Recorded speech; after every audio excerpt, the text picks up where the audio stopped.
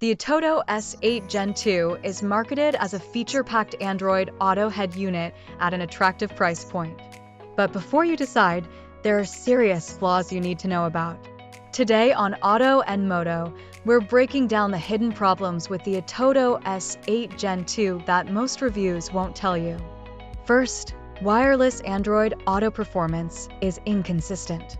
While the S8 Gen 2 claims full wireless support, real-world use shows frequent disconnections, laggy responses, and random app crashes.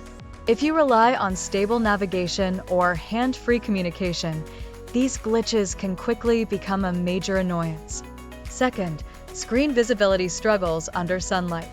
The Atoto S8's touchscreen looks good indoors, but in a bright car environment, it washes out badly. Poor brightness and limited anti-glare coating make it hard to use maps or control music when driving during the day, compromising both convenience and safety. Third, audio quality is mediocre at best.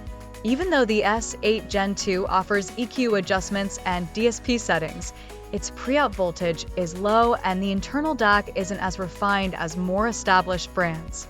This leads to thin mids, harsh highs, and bass that lacks definition, even when hooked up to a good amplifier and speakers. Fourth, software support is weak.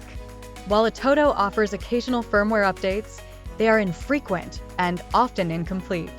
Bugs linger longer than they should, and promised features can remain unstable. If you expect regular fixes and improvements like you'd get from Pioneer, Sony, or Kenwood, you'll be disappointed. Fifth, long-term reliability is questionable.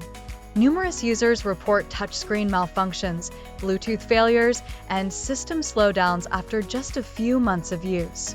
While it looks great out of the box, durability over time is a real concern, especially in vehicles exposed to heat, vibration, and constant use. In conclusion, while the Atoto S8 Gen 2 offers lots of features on paper, major flaws in wireless stability, screen performance, sound quality, software support, and reliability make it a risky choice for serious buyers. If you want a truly dependable Android Auto experience, it's better to invest